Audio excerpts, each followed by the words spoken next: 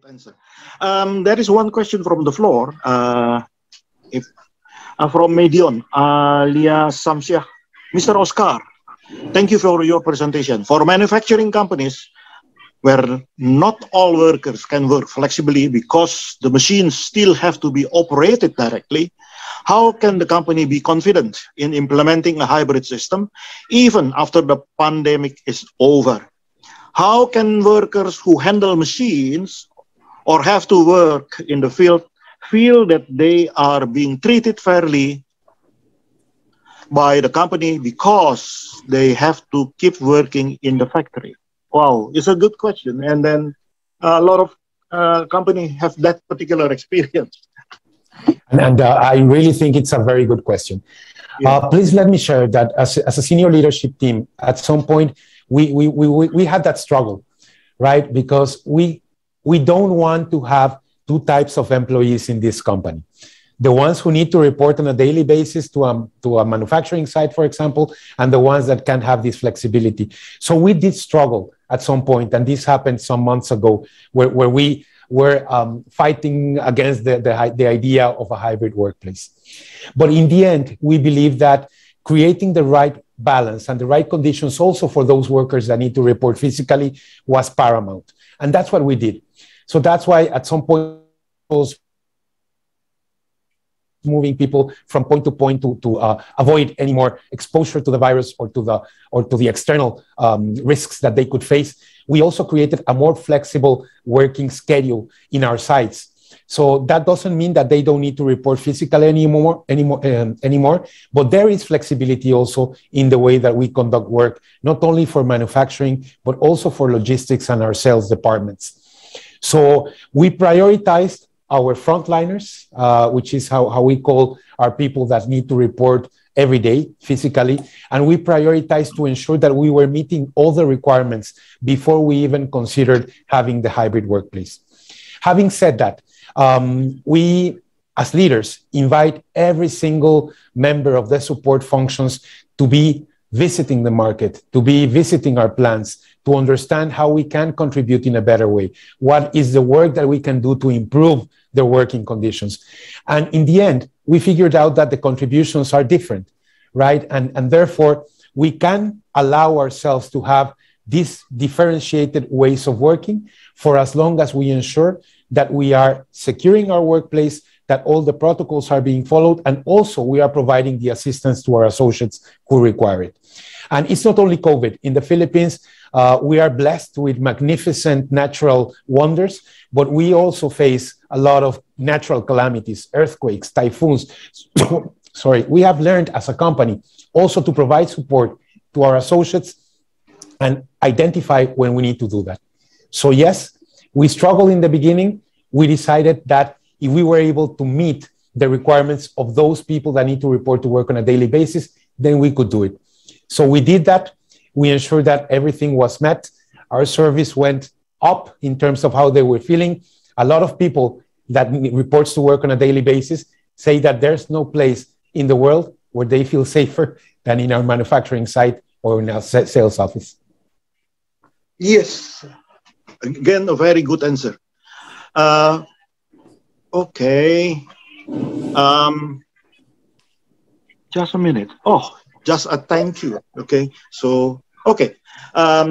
We still have around 6 minutes according to my clock. Okay. I think if you can summarize everything in, let's say, 2, 3 to 4 minutes. So the participants can really have an idea for food for thought, okay, and then use it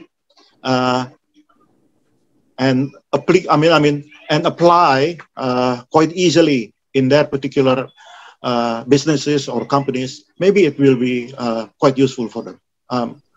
Okay, please, if you want to. Sure, yeah. Thank you. I think I would like to start by the hybrid workplace.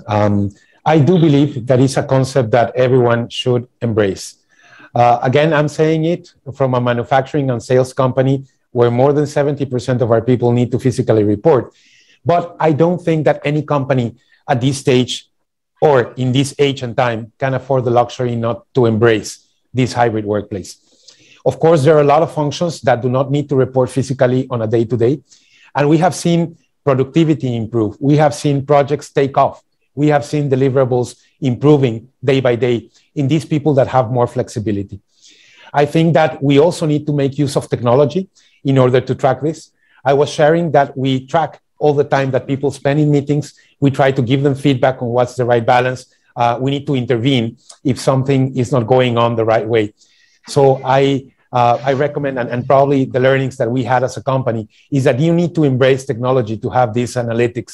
You need to take a look at them. It's not just allowing or assuming that people, just because we are in 2022, will know how to manage properly all the tools, will know how to balance their time. So we need to support our people. I would also invite everyone not only to implement, and maybe it cannot be done overnight, and it cannot be the same for each company and for every single company. It will look different. I think it takes time to identify what makes sense for your business, what makes sense for the workplace that you have, but definitely in terms of what you would get in return. And this is flexibility. These are better contributions. This is better employee morale, employees feeling safer or feeling well taken care of. That's the most important part. Now, I would also like to connect well-being to everything that I have mentioned.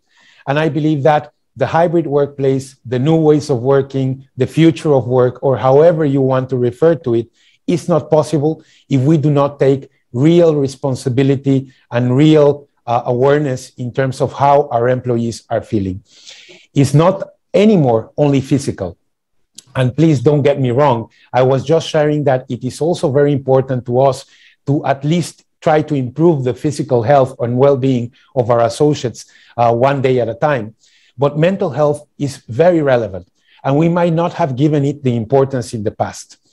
To us, it was maybe a later learning, but that's why we have implemented all this medical coverage of all this mental health support in our day-to-day operations. And this is not exclusive for the people that are sitting behind a desk. Again, during the pandemic and when those that needed to report to work physically on a day-to-day basis, they also faced fears.